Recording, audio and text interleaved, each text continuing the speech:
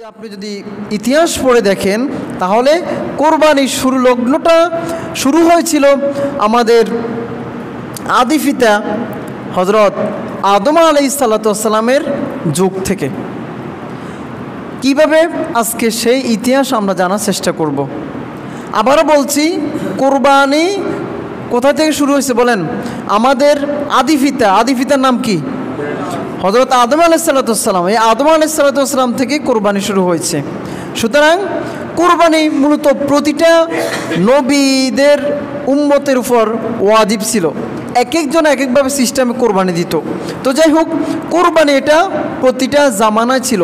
আল্লাহ নিজে কোরআন কারীমে ইরশাদ করেন, সূরা হজ আয়াত নম্বর 34, রব্বুল আলামিন কালামে হাকিমের সূরাতুল হজের 36 নম্বর আয়াতে ইরশাদ করেন, ওয়ালিকুল্লি উম্মাতিন জাআলনা মানসাকান লিয়াযকুরু ইসমাল্লাহি আলা মা রাযাকাকুম মিন বাহিমাতিল আনআম।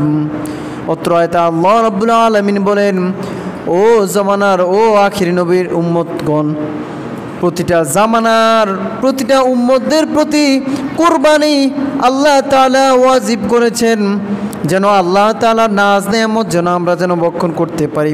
এজন্য আল্লাহ তাআলা প্রতিটা উম্মত, ওয়ালিকুল্লি উম্মাতিন, প্রতিটা উম্মতের প্রতি কুরবানিকে আল্লাহ তাআলা ওয়াজিব করেছেন। কুরবানি কেবল আমাদের জন্য কোনো ওয়াজিব না, বরং পৃথিবীর সৃষ্টির শুরু থেকে কুরবানি হয়ে আসছে।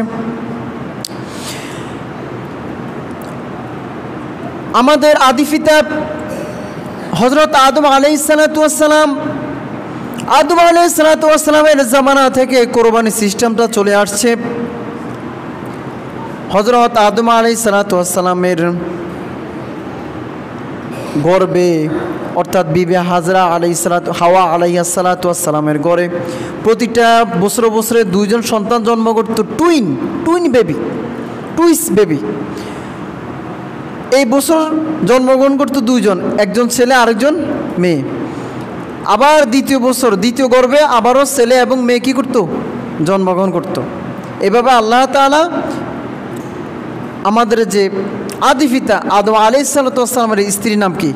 হাওয়া আলাইহিস সালাতু ওয়াস সালাম। এই হাওয়া আলাইহিস সালাতু ওয়াস সালামের গর্ভে আল্লাহ তাআলা এই সিস্টেমে একটা ছেলে একটা মেয়ে, দ্বিতীয় বছর একটা ছেলে একটা মেয়ে, এভাবে আল্লাহ তাআলা দুনিয়াতে প্রেরণ করেছেন। কারণ বংশ বিস্তার তো করতে হবে, কথা ঠিক কিনা? আর এই বংশ বিস্তারের জন্য হালাল তরিকা হচ্ছে বিয়ে। কি বলেন?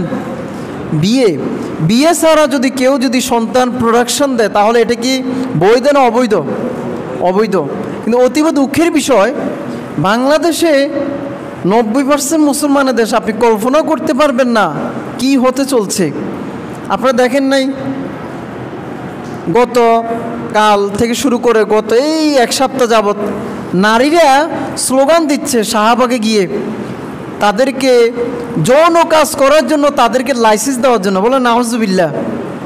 হায় রে আল্লাহ, আপনি কল্পনা করতে পারবেন আপনি কোন দেশে বসবাস করতেছি? তাদেরকে যৌন কাজ অবাধভাবে করার জন্য লাইসেন্স দেওয়ার জন্য সরকার কেন তাদেরকে লাইসেন্স দিচ্ছে না? তারা শাহবাগে আন্দোলন করে যাচ্ছে বিগত একটা সপ্তাহ যাবৎ। নাউজুবিল্লাহ বলবেন না? অথচ এটা 90% মুসলমানের দেশ। ও কাজ করে খেতে চায় না, মানে অবৈধভাবে থেকে সন্তান প্রোডাকশন দিয়ে পুরো বাংলাদেশটাকে জারো সন্তান দিয়ে ভরপুর করে দিতে চায়।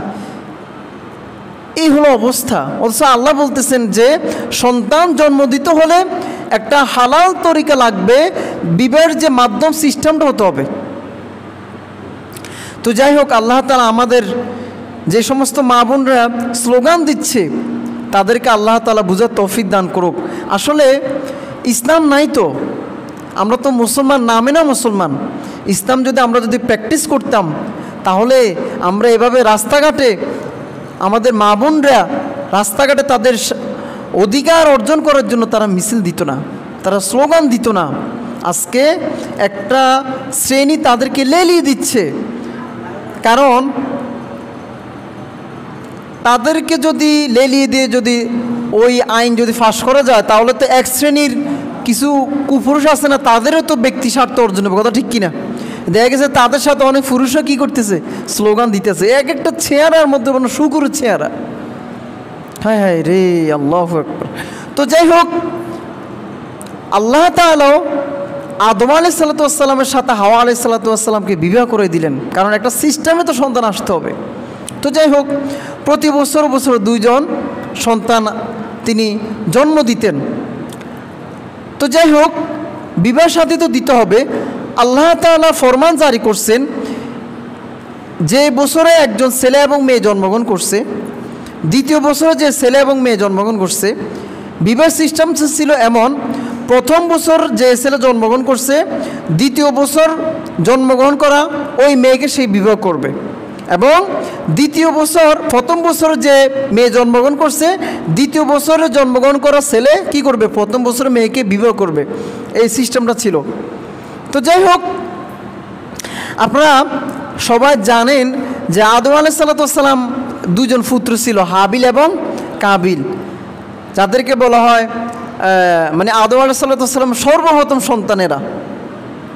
তো যাই হোক, হাবিলের সাথে যে মেয়েটা জন্মগ্রহণ করছে তার নাম ছিল লাবুদা, আর কাবিলের সাথে যে মেয়েটা জন্মগ্রহণ করছে তার নাম ছিল আকলিমা। নাম কি? আকলিমা। তো কাবিলের সাথে তার যে বোন জন্মগ্রহণ করছে আকলিমা ছিল অনেক, শি ইজ ভেরি বিউটিফুল, খুব সুন্দর ছিল। আর হাবিলের সাথে যে মেয়ে জন্মগ্রহণ করছে তার নাম হচ্ছে লাবুদা। লাবুদা ছিল একটু কুৎসিত, শ্যামলা বর্ণের আকৃতি। তো যাই হোক, যখন তারা বড় হলো, তাদেরকে বিবাহ তো দিতে হবে। তো আল্লাহ তাআলা সিস্টেম তো আগে জানিয়ে দিয়েছেন, তাদেরকে বিবাহ দিতে হবে আপনার ক্রস সিস্টেমে, জেড সিস্টেমে, যেটা আমি একটু আগে বললাম। তো যাই হোক, কাবিলকে যখন বলল যে তুমি তোমার বোন লাবিদাকে বিবাহ করতে হবে, সাথে সাথে কাবিল এটাকে রিজেক্ট করলো, প্রত্যাখ্যান করলো, যে বাবা এটা আমি মানি না, যেহেতু আমার সাথে আমার বোন জন্মগ্রহণ করছে আকলিমা, যেহেতু আমি আকলিমার সাথে একই মায়ের গর্ভে ছিলাম, আমরা যেহেতু দুনিয়াতে একসাথে আসছি, এই যুক্তি দাঁড় করাইতেছে, অতএব আমি তাকে বিবাহ করব, আমি তাকে পাওয়ার হকদার। আর তাছাড়া সে সুন্দরী। বাবা আপনি আমার অধিকার নষ্ট করতেছেন, আপনি হাবিলকে বেশি ভালোবাসেন, এই জন্য আপনি হাবিলের সাথে আকলিমাকে বিবাহ দেবেন, এটা আমি মানতে নারাজ, এটা আমি মানি না। তো যাই হোক, আল্লাহ তাআলা অর্ডার করলেন আদমকে যে তোমার উভয় ছেলেকে বলো কোরবানি দিতে। তো ওই সময় কোরবানির সিস্টেম ছিল। তো আপনার হাবিল কি করলো, সে ছিল মেষ পালক, মেষ চালাতো, সে একটা মেষ কোরবানি দিল। আর কাবিল আপনার শাক সবজি উৎপাদন করতো, মানে ভেজিটেবল শাক সবজি সে চাষাবাদ করত, সে ছিল কৃষি। তো যাক, দুজনে কি করলো, একটা নির্দিষ্ট স্থানে রাখলো। দেখা গেছে আকাশ থেকে আপনার হাবিলের যে পশু, ওই পশুটাকে জ্বালাইয়া উপরে নিয়ে চলে গেল।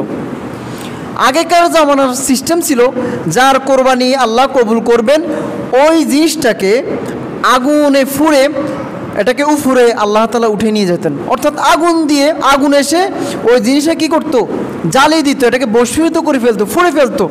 যদি এরকম হতো তাহলে বুঝতো যে হ্যাঁ আমার কোরবানি কী হয়েছে, কবুল হয়েছে। এখন দেখা গেল দুজনে কোরবানির পণ্য রাখছে, রাখার পর দেখা গেছে কাবিলেরটা আল্লাহ তাআলা কবুল করলেন না, দেখা গেছে হাবিলেরটা কি করলেন, হাবিলের যে আপনার যে পশু, ওই পশুটা আল্লাহ তাআলা কি করছেন, জ্বালিয়ে ফুড়ে নিয়ে উপরে তুলে নিয়ে গিয়েছেন। তো যাই হোক, কাবিল বুঝতে পারলো আমার কোরবানি কবুল হওয়া নেই। কাবিল তো এবারে মাথা গরম, হায় রে তার সুন্দরী বোন আকলিমাকে হাতছাড়া হয়ে যাচ্ছে। তখন সে কি বলল, এই ঘটনাগুলো আল্লাহ তাআলা সূরা মায়েদার মধ্যে 27, 28, 29 নম্বর পারা চমৎকারভাবে তুলে ধরছেন। রাব্বুল আলামিন কালাম হাকিম ইরশাদ করেন واتل عليهم نبأ ابني آدم بالحق إذ قربا قربانا فتقبل من أحدهما ولم يتقبل من الآخر قال لأقتلنك قال إنما يتقبل الله من المتقين সবাই বলেন আল্লাহু আকবার। রাব্বুল আলামিন জানিয়ে দিচ্ছেন, ও হাবিব, আপনি দুনিয়াবাসীদেরকে আদম আলাইহিস সালাতু ওয়াস সালামের যে দুইজন সন্তান কোরবানি দিল, ওই কোরবানির ঘটনা আপনি সাহাবায়ে কেরামদের সামনে তুলে ধরুন।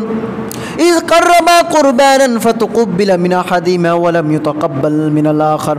উভয়জনে যখন কোরবানি দিল, উভয়জনের মধ্য থেকে আল্লাহ তাআলা হাবিলেরটা কবুল করলেন, কিন্তু কাবিলেরটা কবুল করলেন না। সম্মানিত হাজরিন, এখানে একটা কথা বলি, বর্তমানে যে আমরা যে কোরবানি দিই, কোরবানির একটা বিশাল অংশ, এটা কি এরকম বলা আছে নাকি যে মসজিদে দিয়ে দিতে হবে বা পুরো অংশ কাউকে দিয়ে দিতে হবে, এরকম কি বলা আছে নাকি? যদি এই সিস্টেমটা যদি হতো বা এই সিস্টেমটা যদি চালু থাকতো যে কার কোরবানি কবুল হয়েছে না হয়েছে, আকাশ থেকে আগুন এসে এটাকে ফুরিয়ে দিবে, যদি এই সিস্টেমটা যদি এখনও বলবৎ থাকতো, তাহলে আমরা কিন্তু কেউ গোশত খেতে পারতাম না। এটা একটা পয়েন্ট। 2 নম্বর পয়েন্ট হচ্ছে, যদি এই সিস্টেমটা যদি আল্লাহ তাআলা এখনও যদি বলবৎ রাখতেন, তাহলে কার কোরবানি কবুল হয়েছে না হয়েছে মোটামুটি সবাই জেনে যেত। কথা ঠিক কিনা? যারা সিডিংবাজি বাটফারি করে সুদের উপর 10-20টা গরু দিয়ে কোরবানি করে, মোটামুটি এটা প্রকাশ পাওয়া যেত তার কোরবানি কি কবুল হচ্ছে কি হচ্ছে না। কথা ঠিক কিনা? সেদিন সব কিছু গোমর ফাঁস হয়ে যেত। কিন্তু না, আল্লাহ তাআলা, আল্লাহ রাসূল আমাদের জন্য দোয়া করছেন। আসলে এই জন্য উম্মতে মুহাম্মদের জন্য অনেক কিছু আল্লাহ তাআলা স্পেশালভাবে করে দিয়েছেন। দেখা গেছে আমরা কোরবানি করি, সেই কোরবানির পশু গোশত আমরা কি করি? ভক্ষণ করি। কথা ঠিক কিনা? হয়তো বলা আছে যে 3 ভাগের 1 ভাগ গরিব মিসকিনকে দেওয়া মুস্তাহাব। কেউ যদি না দেয় সমস্যা নাই, বাকি দিলে আপনার কোরবানিটা পরিপূর্ণ হবে, যেহেতু এটা গরিবের কি আছে, হক আছে। কিন্তু আল্লাহর বিধান যদি এখনও যদি বলবৎ থাকতো যে সব কিছু দিয়ে দিতে হবে, তাহলে আমরা কি হতাম? মাহরুম হতাম। আর ওই সিস্টেমটা যদি চালু থাকতো, তাহলে তো কোরবানি একবারই দিনের আলোর মতো স্পষ্ট যে কার কোরবানি হইতেছে না হইতেছে, কার কোরবানি সুদের উপর, তাহলে তো আমরা ধরা খেয়ে যেতাম। কথা ঠিক কিনা? কিন্তু আল্লাহ তাআলা তো এটা গোপন রেখেছেন। তো যাই হোক, হাবিলের যখন কোরবানি আল্লাহ কবুল করছেন, তখন কাবিল বলল, লাকতুলান্নাকা, আই মাস্ট কিল ইউ। ও হাবিল, আমি তোকে হত্যা করব। তখন হাবিল বলল, ভাই, আমাকে হত্যা করে কোনো লাভ নাই। আপনি যদি আমাকে হত্যা করেন, তাহলে হত্যা করার কারণে আপনি কবিরা গুনাহের বাগী হলেন, এবং আমার যত পাপ, সেই পাপটাও আপনি এটার ভাগীদার হলেন। অতএব আমি ওই অন্যায় কাজের মধ্যে যাব না, অতএব আমি আপনাকে কিছু করব না। তাছাড়া হাবিল বলল, ইন্নামা ইয়াতাকাব্বালুল্লাহু মিনাল মুত্তাকিন। ও আমার কাবিল ভাই, গায়ে জোর দিয়ে কোনো কোরবানি আল্লাহ কবুল করেন না, বরং ইন্নামা ইয়াতাকাব্বালুল্লাহু মিনাল মুত্তাকিন, যারা মুত্তাকি, যারা আল্লাহকে ভয় করে, একমাত্র তাদের কোরবানি আল্লাহ তাআলা কবুল করেন। কথা ঠিক কিনা? আপনি কত লক্ষ টাকা দিয়ে কোরবানি দিয়েছেন, 10-20টা কি গরু দিয়ে কোরবানি দিয়েছেন, সেটা দেখার বিষয় না। বরং আব্দুল্লাহ নামে একটা ব্যক্তি ছোট্ট একটা দুম্বা দিয়েছে, ছাগল দিয়েছে, কিন্তু তার নিয়ত ছিল একেবারে সলিড, একেবারে কারেক্ট। দেখা গেছে আল্লাহ তাআলা ওই তার বেড়াটাই কি করবেন? কবুল করবেন। সুবহানাল্লাহ। এই জন্য আল্লাহ তাআলা কি দেখবেন? বান্দার মনের হালত। আপনি কি আল্লাহর জন্য দিয়েছেন নাকি মানুষকে দেখানোর জন্য কোরবানি দিয়েছেন?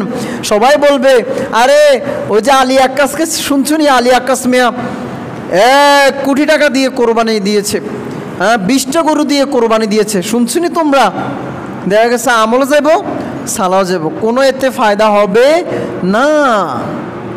এজন্য কোরবানি দিতে হবে একমাত্র আল্লাহ তাআলার সন্তুষ্টির জন্য। দেখা গেছে হাবিল আল্লাহর সন্তুষ্টির জন্য কোরবানি দিয়েছেন, এই জন্য কবুল করেছেন, কিন্তু কাবিলের কোরবানি আল্লাহ তাআলা কবুল করেন নাই, কারণ সে তো আল্লাহ তাআলা হুকুমের সামনে স্যালেন্ডার হন নাই, কারণ সে আল্লাহর হুকুমকে বৃদ্ধাঙ্গুলি প্রদর্শন করেছে। আল্লাহ বলছেন ক্রস সিস্টেমে বিবাহ হবে, সে বলতেছে না আমি আমার বোন আকলিমাকে বিবাহ করব। এই জন্য সম্মেত হাজিরিন, ঘটনা কি হলো? ফরায়তা আল্লাহ তাআলা চমৎকারভাবে তুলে ধরছেন। অবশেষে এই কাবিল কি করলো? তার ভাইকে হত্যা করে ফেললো। কি করলো? মেরে ফেললো একবারে। মারার পর এই লাশকে নিয়ে সে অনেক দিন ঘুরেফিরা করছে, কারণ he is the first murder. Kabil হচ্ছে পৃথিবীর মধ্যে সর্বপ্রথম হত্যাকারী। তারা তো আর জানে না যে একজন মানুষ মারা যাওয়ার পর তাকে কিভাবে দাফন দিবে বা কি করবে। কাবিলে কিন্তু এটা মাথার মধ্যে ছিল না। আর একটু আঘাত করছে, সে মারা গেছে। এখন সে তো মারা গেছে এটাও সে কল্পনা করতে পারতেছে না, কারণ পৃথিবীর আগে মরণ কি বা কীভাবে দাফন এটা তো কেউ জানতো না। তারা তো পৃথিবীর প্রথম সন্তান আদমের। তো দেখতেছে হাবিল মারাই গিয়েছে। তখন কোনো রেওয়ায়তে আসছে অনেক দূরে গিয়ে তাকে মারছে। আদম আলাইহিসসালাম এদিকে তো উনি তো ওনার শহরে আছেন ফিলিস্তিনে। তো যাই হোক, কোনো রেওয়ায়তে আসছে তার ভাইয়ের লাশ নিয়ে সে 1 বছর ঘুরে ফিরে করছে। কত বছর? 1 বছর। ফোঁসে না, কিছু হয় না। মানে লাশটা এখন কি করবে, কেমনে বাবার সামনে নিবে, মানে নিজেকেও বিশ্বাস করাতে পারছে না। অবশেষে কি হলো? আল্লাহ তাআলা গোরাব কাক ফাটালেন। কি ফাটালেন? একটা কাক ফাটালেন। তার সামনে 2টা কাক ফাটালেন। কাক পাঠানোর পরে একটা কাক আরেকটা কাকে ঠোঁড়ায় একবারে মেরে ফেলছে। মারার পরে ওই আরেকটা কাক কী করলো? ঠুকুর দিয়ে মরুভূমির বালুগুলো সরে, পা দিয়ে সরে একেবারে একটা কবর করে ওই কবরের মধ্যে তাকে ফেলে দিয়ে উপরে মাটি দিয়ে ঢাকনা দিয়ে দিল। এই দৃশ্যটা কে দেখলো বলেন? কাবিল। কে দেখলো? কাবিল। এই ঠিক কাবিল বলতে লাগলো, হায় আফসোস,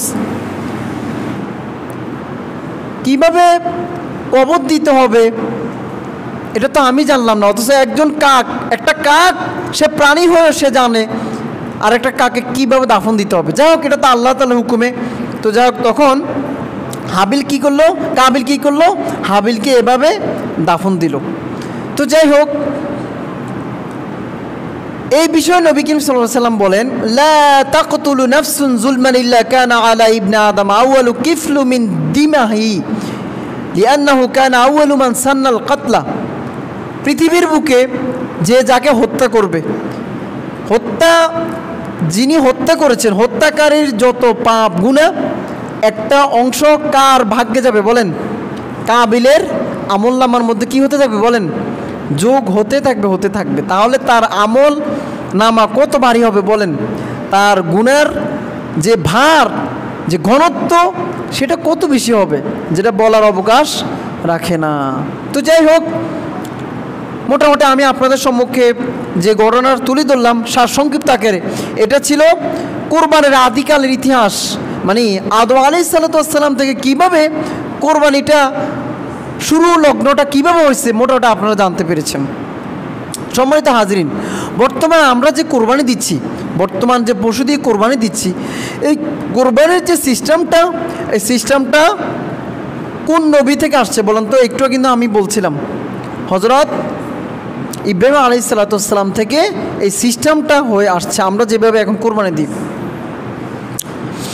সম্মানিত হাজিরিন,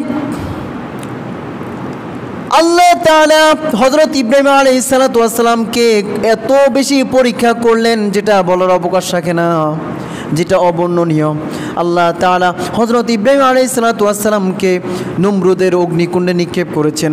ওই অগ্নিকুণ্ডের মধ্যে ইব্রাহিম আলাইহিসসালাম কী করলেন? পাশ করলেন। হযরত ইব্রাহিম আলাইহিসসালামকে আল্লাহ তাআলা কোনো সন্তান দেন না। ৮৬ বছর কান্নাকাটি করার পর আল্লাহ তাআলা তাকে সন্তান দান করলেন।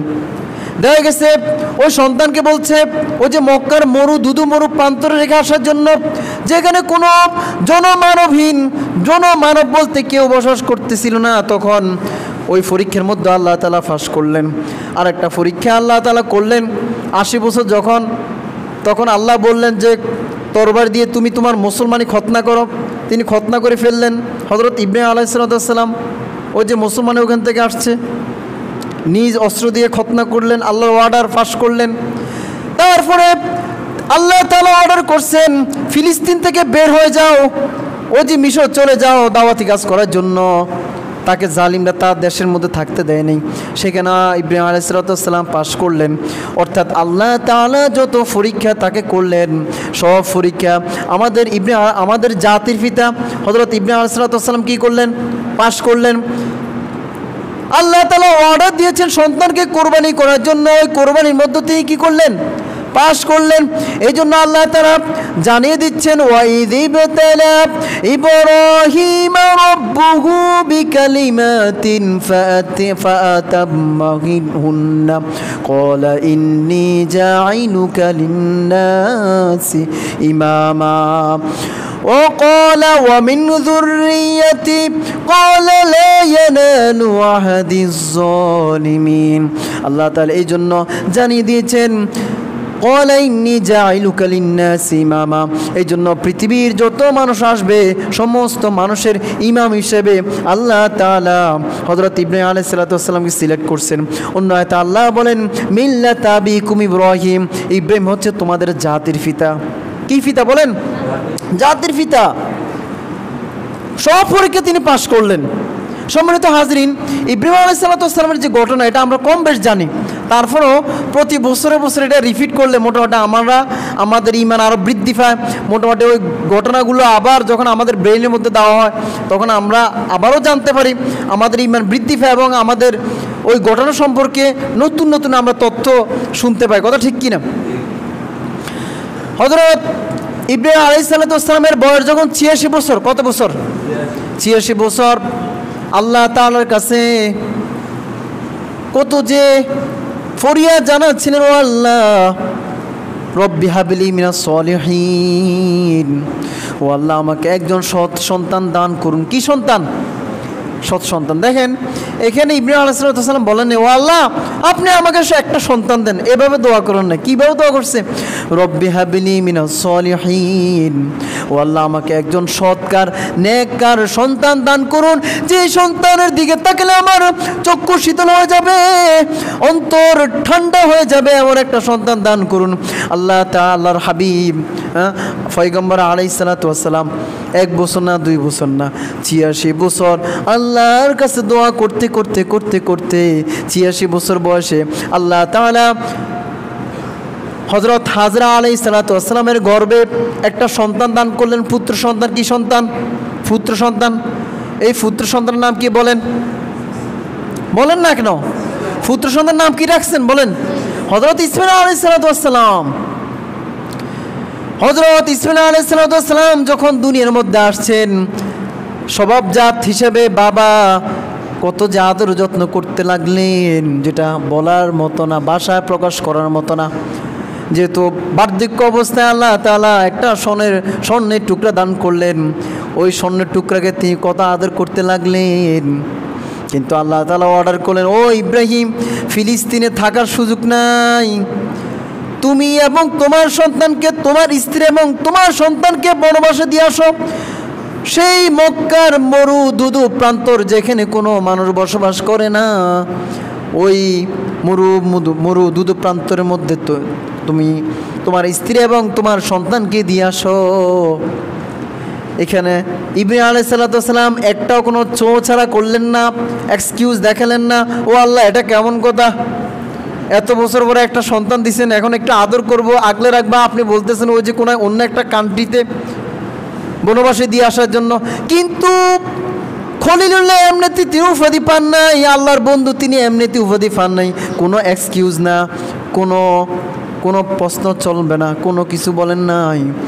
আল্লাহ তাআলা অর্ডার করছেন, একেবারে স্ত্রী এবং সন্তানকে হেঁটে হেঁটে পা করে সেই ফিলিস্তিন থেকে মক্কার মরু দুদু প্রান্তরে নিয়ে আসলেন। সামান্য একটু পানি এবং খাদ্য দিয়ে স্ত্রী এবং সন্তানকে যখন রেখে যাচ্ছেন, তখন তিনি হাঁটতে লাগলেন। বিবি হাজরা আলাইহিস সালাম কোনো কিছু বললেন না, শুধু একটা জিজ্ঞাসা করলেন, ও আমার প্রাণের স্বামী, এত বছর পরে আল্লাহ আপনাকে একটা সন্তান দিয়েছে, এই সন্তানকে আপনি আদর যত্ন করার কথা, আপনি কেন, কি হয়েছে, আমরা কি অপরাধ করেছি? বুঝলাম আমি অপরাধ করেছি, কিন্তু আমার এই নিষ্পাপ সন্তান কি অপরাধ করেছে? এই সন্তানকে কেন কষ্ট দিচ্ছেন?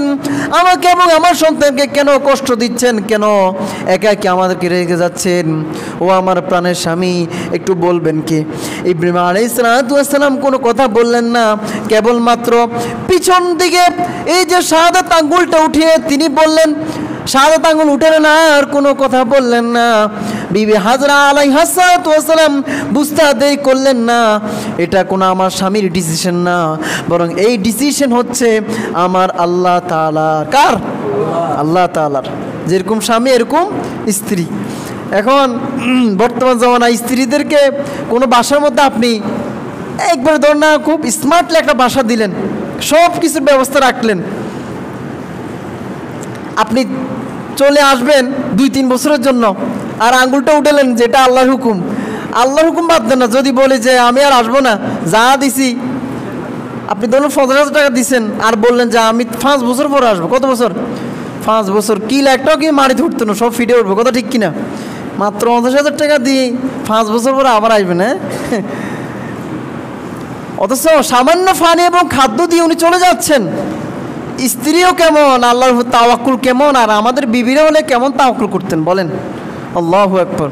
তো তিনি আর বুঝার বাকি না যে এটা তো যাক আল্লাহ তাআলা অর্ডার, আল্লাহর হুকুম, অতএব আল্লাহর অর্ডার যদি হয় ইনশাআল্লাহ আল্লাহ আমাদেরকে না খাবাইয়ে কি করবেন না, মারবেন না, আল্লাহ আমাদেরকে না খাইয়ে মারবেন না। তো যাই হোক, ইব্রাহিম আলাইহিস সালাম ফিলিস্তিন চলে আসেন, এদিকে তার স্ত্রী এবং সন্তান কোথায়? মক্কা। কোথায়?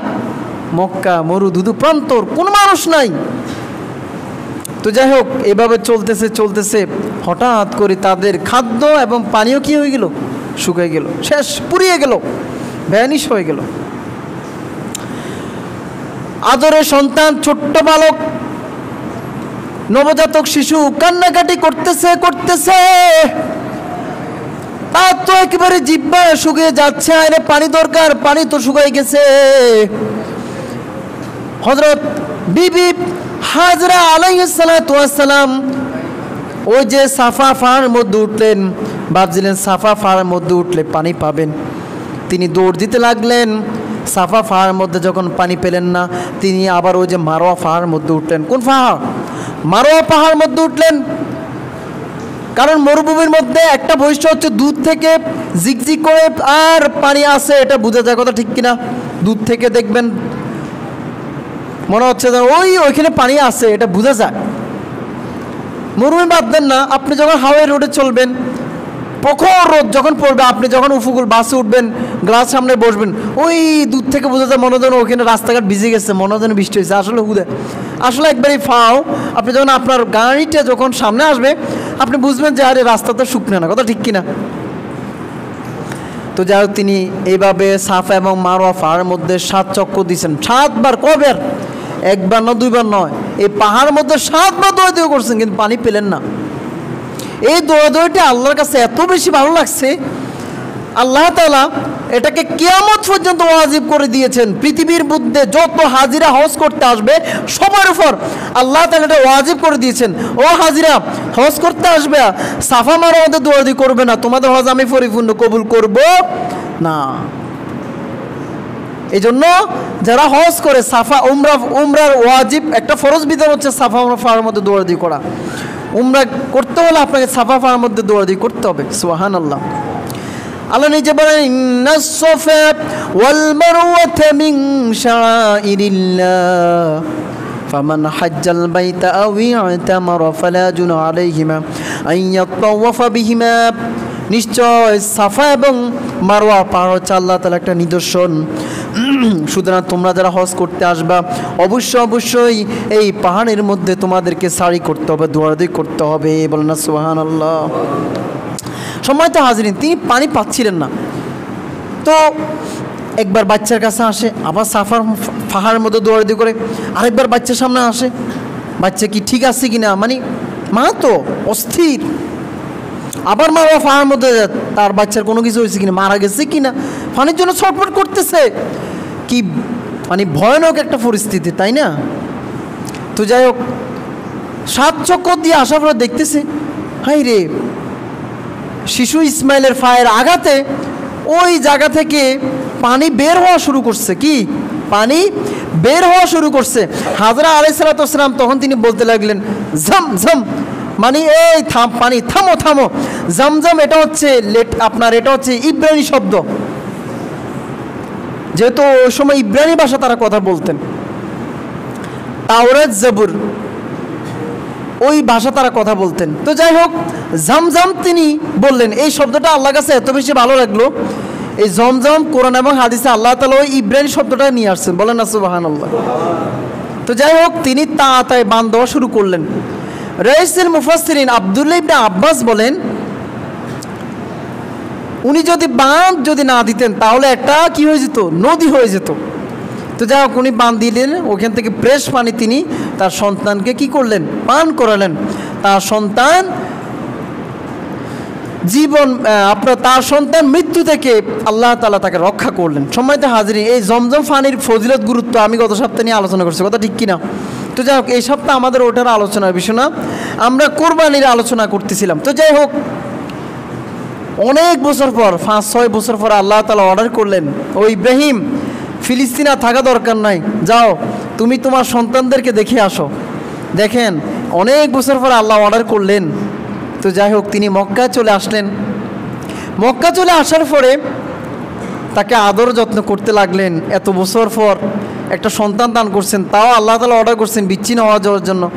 তো যাই হোক, আল্লাহ তাআলা আবার অর্ডার করছেন, আবার আসছেন মক্কার মধ্যে, সন্তানকে খুব আদর যত্ন করতে লাগলেন। সন্তান যখন বাবার সাথে চলাফেরা করতে লাগলো, বাবার কাজে যখন যে কোনো কাজে যখন হেল্প করতে পারতো, বাবাকে সাহায্য সহযোগিতা করতে লাগলো, ঠিক তখন আল্লাহ তাআলা ইব্রাহিম আলাইহিস সালামকে একটা স্বপ্ন দেখালেন। ও ইব্রাহিম, তুমি তোমার যে প্রিয় জিনিস, প্রিয় বালক বলে না, প্রিয় জিনিস যেটা, সেটা তুমি কোরবানি করো। ইব্রাহিম আলাইহিস সালাম এক উট কোরবানি করলেন, যেহেতু ওই সময় উট ছিল মক্কার মধ্যে সবচেয়ে দামি জিনিস। পরের দিন আবার স্বপ্ন দেখালেন, আবারও তিনি 100 উট জন্ম করলেন। আবার স্বপ্ন দেখতে, তুমি তোমার প্রিয় বস্তু কোরবানি করো। কোন বস্তু বলেন? প্রিয় বস্তু। তৃতীয় দিন আবারও কোরবানি করলেন। ইব্রাহিম আলাইহিস সালাম চিন্তায় বিভোর হয়ে গেলেন, কিরে, প্রিয় বস্তুটা আমার কাছে একমাত্র প্রিয় বস্তু হচ্ছে আমার সন্তান। তিনি আর বুঝতে আর বাকি রইল না যে আল্লাহ তাআলা অর্ডার করতেছেন যে আমার সন্তানকে কী করার জন্য, কোরবানি করার জন্য। তখন সন্তানের বয়স 12, 13, 14 বছর, অর্থাৎ বাবার কাজে যে কোনো কাজে সে হেল্প করতে পারত।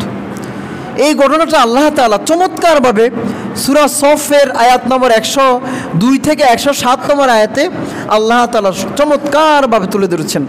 রাব্বুল আলামিন কালামে হাকিমের সূরা সফাতের 102 নম্বর আয়াত থেকে 107 নম্বর আয়াতে আল্লাহ তাআলা ইরশাদ করেন, ফালাম্মা বালাগা মা'হুস সা'য়া ক্বালা ইয়া বুনাইয়া ইন্নী আরা ফিল মানাম ইন্নী আযবাহুকা ফানজুর মাযা তারা ক্বালা ইয়া আবাতি ইফআল মা তু'মার সাতাজিদুনি ইনশাআল্লাহু মিনাস সাবিরিন فلما أسلما وتله للجبين وناديناه أن يا إبراهيم قد صدقت الرؤيا إنا كذلك نجزي المحسنين বলেন আল্লাহু আকবার।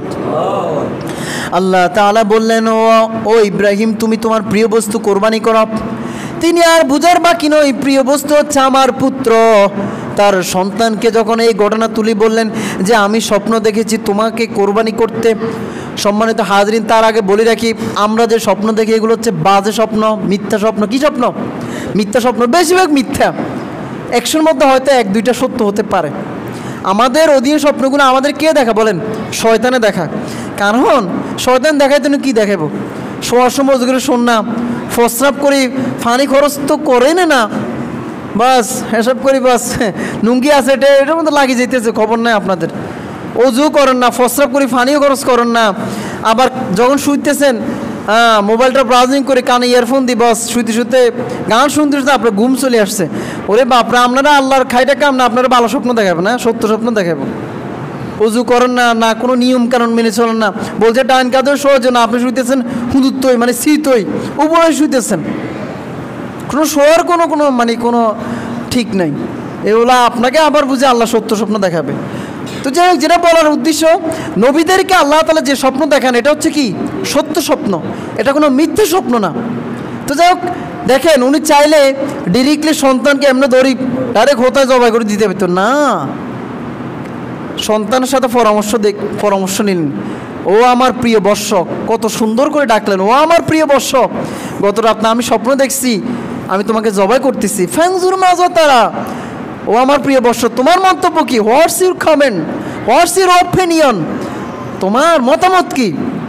এখান থেকে কী বুঝলেন, যে কোনো কাজ আপনি যখন বড় ধরনের কাজের সিদ্ধান্ত নেবেন, ডিসিশন নেবেন, আপনার সন্তানের সাথে আপনি পরামর্শ করবেন। এটা হচ্ছে নবী রাসূলের সুন্নত।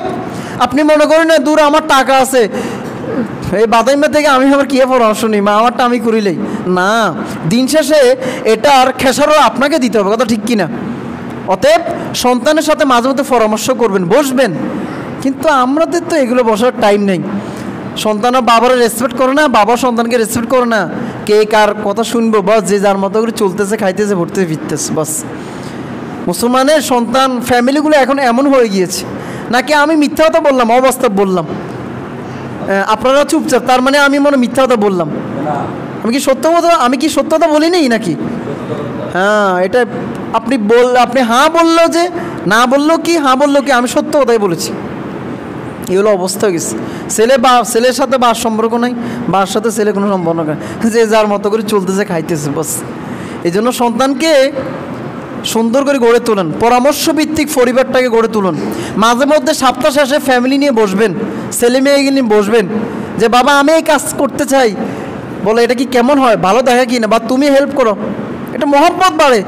ছেলে কর বাপ রে বাপ, আমার বাবা আমার থেকে পরামর্শ নিয়ে, তার মানে আমাকে আমার আব্বাজান ভালোবাসে, কথা ঠিক কিনা। মেয়েটাও ভালোবাসবে আপনাকে। এখন তো মেয়ে সম্ভব ওই বাবার ছেলেদেরকে দিয়ে দেব, মেয়ের সাথে কোনো পরামর্শ নেয় না, আর মেয়েকে বলে মা তোর সন্তান তো তোর বাই করে দিয়ে দিয়েছি, আর আমি তোর দোয়া করে দিচ্ছি।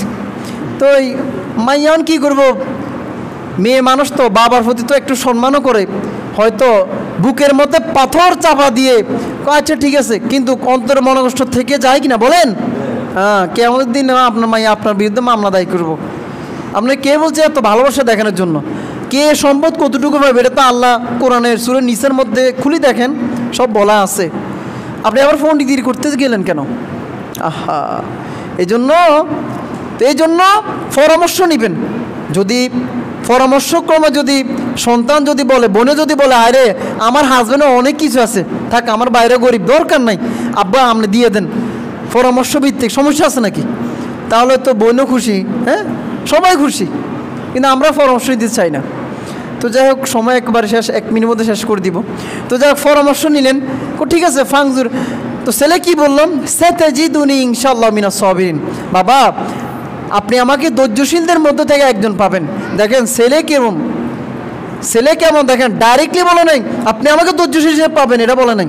তাহলে তো কথার মধ্যে একটা ব্যবসা বুঝেতে বলে নেই, কি বলছে, আপনি আমাকে ধৈর্যশীলদের বান্দা, যারা ধৈর্যশীল পৃথিবীর মধ্যে যারা ধৈর্যশীল, এই ধৈর্যশীল বান্দাদের থেকে আপনি আমাকেও একজন পাবেন, সুবহানাল্লাহ।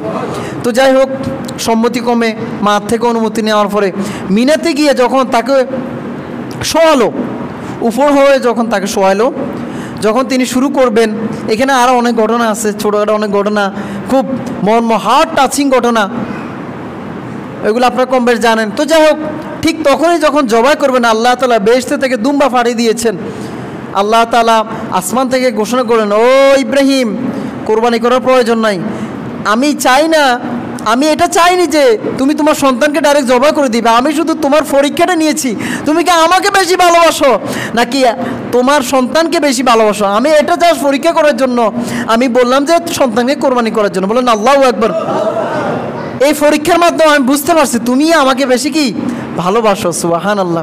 ইব্রাহিম আলাইহিস সালামকে আল্লাহ তাআলা যত পরীক্ষা করছেন সব পরীক্ষা তিনি 100তে 100 পেয়েছেন। সুবহানাল্লাহ। এই জন্য তো তিনি জাতির পিতা, তিনি আমাদেরকে মুসলিম নাম তিনি দিয়েছেন এবং তিনি আমাদের জাতির পিতা এবং তিনি হচ্ছে আল্লাহর কি খলিলুল্লাহ, আল্লাহ তাআলার বন্ধু। সুবহানাল্লাহ। তো যাই হোক সম্মানিত হাজরিন, এই ঘটনাগুলো থেকে আমরা কি বুঝতে পারলাম? কোরবানি দিতে হবে একমাত্র কার সন্তুষ্টির জন্য? আল্লাহর সন্তুষ্টির জন্য। আপনি যদি কোনো মানুষকে দেখানোর জন্য যদি কোরবানি করেন তাহলে আপনি কেবল গোশত ভক্ষণ করতে পারবেন, কিন্তু আল্লাহর দরবারে আপনি কোনো সওয়াব পাবেন না। বরং মানুষকে কোরবানিটা মানুষকে দেখানোর জন্য আপনি কবিরা গুনার কি হবেন? ভাগীদার হবেন। তো যাক, আল্লাহ তাআলা আমাদেরকে এখন থেকে, আমাদের যাদের সামর্থ্য আছে ইনশাল্লাহ আমরা এখন থেকে প্রস্তুতি থাকবো। আল্লাহ তাআলা আমাদেরকে যেন সামর্থ্যবান যারা আছে, সামর্থ্যবান ব্যক্তিবর্গরা যেন ইনশাল্লাহ আসন্ন কোরবানিকে ঘিরে যেন আমরা যেন কোরবানি করতে পারি এবং কোরবানির যে গুরুত্ব ফজিলত আগের সপ্তাহে আলোচনা করব, সেই কোরবানির গুরুত্ব ফজিলত মাহাত্ম্য যেন আল্লাহ তাআলা আমাদেরকে দান করেন। সকল বলেন আমিন। ওয়া আখির দাওয়ানা আলহামদুলিল্লাহি রাব্বিল আলামিন। আসসালামু আলাইকুম ওয়া রাহমাতুল্লাহি ওয়া বারাকাতুহু।